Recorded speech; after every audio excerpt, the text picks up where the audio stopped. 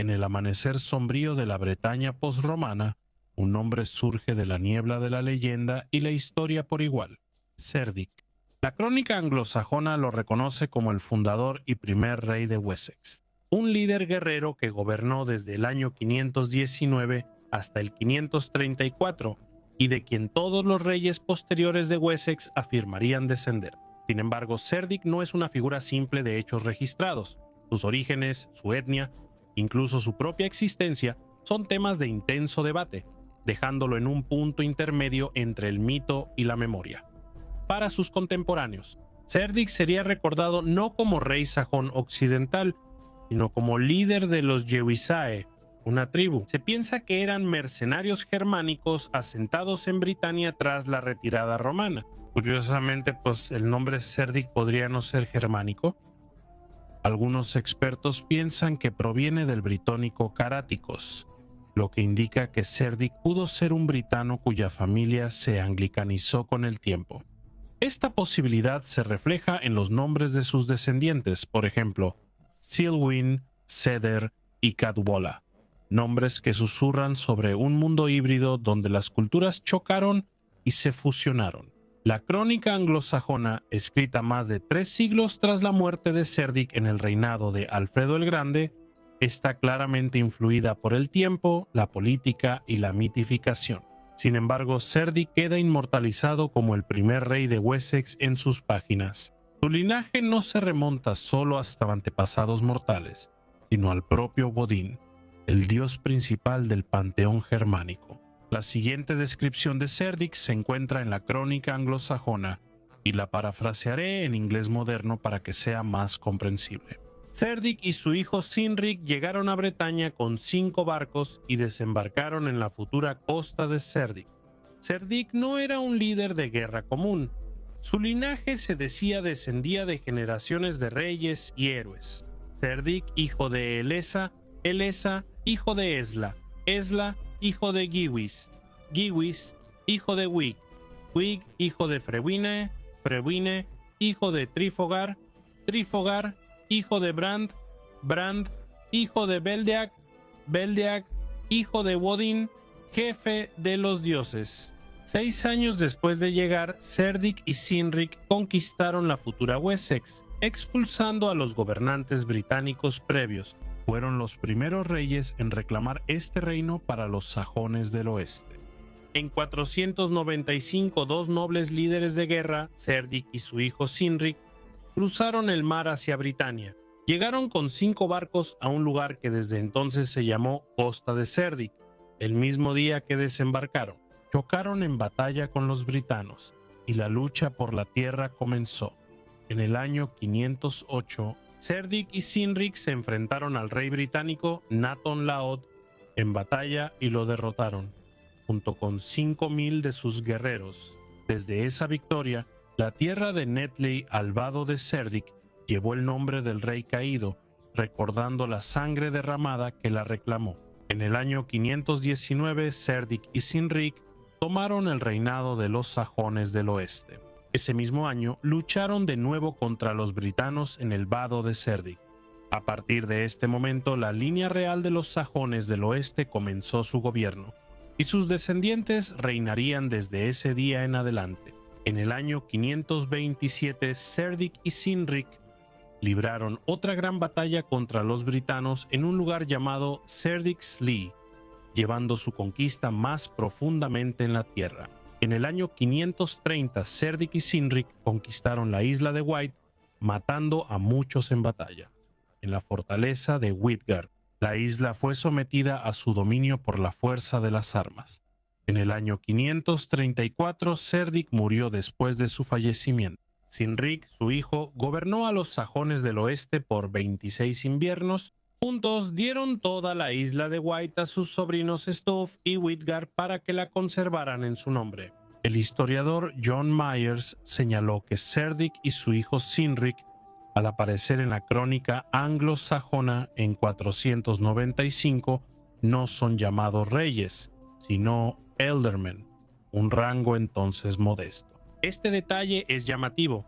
La crónica los presenta como líderes de bandas de invasores.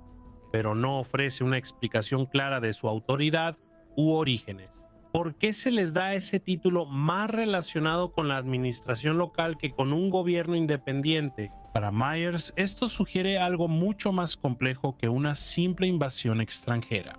Él argumentó que la crónica insinúa sutilmente que Cerdic y su gente ya tenían estatus y responsabilidad bajo la autoridad romana a lo largo de este tramo de la costa sajona. Quizá ya formaban parte de las estructuras administrativas y militares de la Britania romana tardía, en vez de llegar como forasteros. De manera significativa, no es sino hasta el año 519 que se dice que Cerdic y Cynric comenzaron a reinar. Solo entonces parecen dejar atrás el papel de funcionarios subordinados o vasallos dependientes y asumir la realeza por derecho propio. Myers sugirió que Cerdic pudo ser el líder de una influyente familia noble, parcialmente británica. Poseía extensas tierras en el extremo occidental del Litas Saxonicum, la costa sajona, una zona militar fortificada del Imperio Romano tardío que se extendía a lo largo de ambos lados del Canal de la Mancha. En los últimos días del dominio romano o subromano, probablemente se confió la defensa de esta frontera a una familia así. En términos anglosajones posteriores, Cerdic habría sido precisamente lo que se llamaría un ealdorman, si una línea nativa tan dominante ya hubiera forjado lazos de sangre con los colonos sajones en la región. Es claro cómo la oportunidad surgió tras el colapso y la desaparición de la autoridad romana. La familia de Cerdic pudo actuar por su cuenta para tomar el control en vez de esperar órdenes que nunca llegaron. Al eliminar a los líderes británicos rivales, tal vez incluyendo al enigmático Nathan Laud, mencionado en la crónica del año 508, podrían reclamar el dominio total de la tierra. Bajo esta perspectiva, Cerdic no solo conquistó un reino, sino que ocupó el vacío dejado por un imperio, transformando la autoridad heredada en realeza. Así, cuando la crónica indica que inició su reinado, no representa una llegada repentina, sino la ruptura total de cualquier poder superior, romano o británico, y el surgimiento de una nueva casa real. Esto es solo una teoría, ya que la crónica anglosajona lo indica claramente. Cerdic y su hijo Cynric llegaron con 5 barcos a un lugar que después se conoció como la costa de Cerdic. El linaje de Cerdic fue la base de la realeza en Wessex. La lista genealógica de los sajones occidentales señala que todos los reyes de Wessex decían descender por línea masculina, de él ligando la autoridad real a su sangre. Manuscrito del siglo X llamado Colección Anglicana, compilado en Glastonbury bajo el rey Æthelstan. El primer rey de Inglaterra registra esta genealogía completa, afirmando que incluso el monarca más antiguo de Inglaterra trazó su derecho a gobernar hasta Cerdic. A partir de estos inicios, el Wessex de Cerdic llegó a convertirse en el reino más poderoso de la región. A inicios del siglo IX, el rey Egberto amplió su dominio al vencer a Mercia y obtuvo el título de Bretwalder. Este legado pasó a su hijo Æthelwulf, quien consolidó las conquistas de su padre y fortaleció las bases militares y económicas de Wessex. Ante la amenaza vikinga, Æthelwulf se adaptó y resistió, asegurando la supervivencia del reino. Sus hijos reinaron sucesivamente hasta que la corona pasó al más joven y grande de todos, Alfredo el Grande. Alfredo se ganó su nombre no solo por la conquista, sino por la salvación. Él salvó Wessex de la destrucción vikinga, unificó los reinos anglosajones fracturados y transformó su reino mediante reformas en la educación, la ley y la organización militar. No fue solo un guerrero, sino un visionario que reconstruyó una nación. Su hijo, Eduardo el Viejo, transformó los logros defensivos de Alfredo en una campaña agresiva y exitosa de expansión mediante ciudades fortificadas, fortaleza económica y presión constante.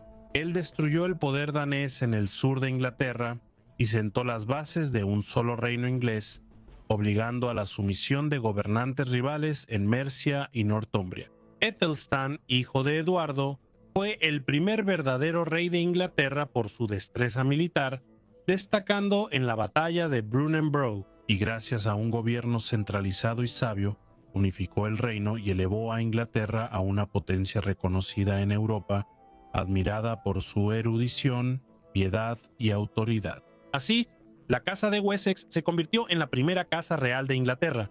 Su gobierno directo terminó en el año 1066 con la muerte de Eduardo el Confesor, un rey pacífico muy diferente de los reyes guerreros que habían forjado y defendido el reino. Sin embargo, el legado de Cerdic perduró tras la conquista normanda. Matilde de Escocia, hija de Margarita de Wessex, quien descendía del legendario rey guerrero Edmundo Brazo de Hierro, se casó con Enrique I de Inglaterra, restaurando la línea de sangre de Cerdic en el trono inglés a través de la línea femenina, y así la sangre de Cerdic reinó como reyes de Wessex durante más de 3 siglos, como reyes de Inglaterra por más de 100 años, y regresaron a la monarquía incluso después de que la conquista y la corona hubieran cambiado de manos. Su legado perduró no solo en nombres o crónicas, sino en la propia formación de Inglaterra.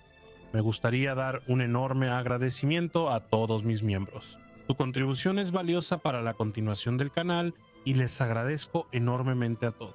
Gracias especiales a Juan Seitz y Estefanía Hassan.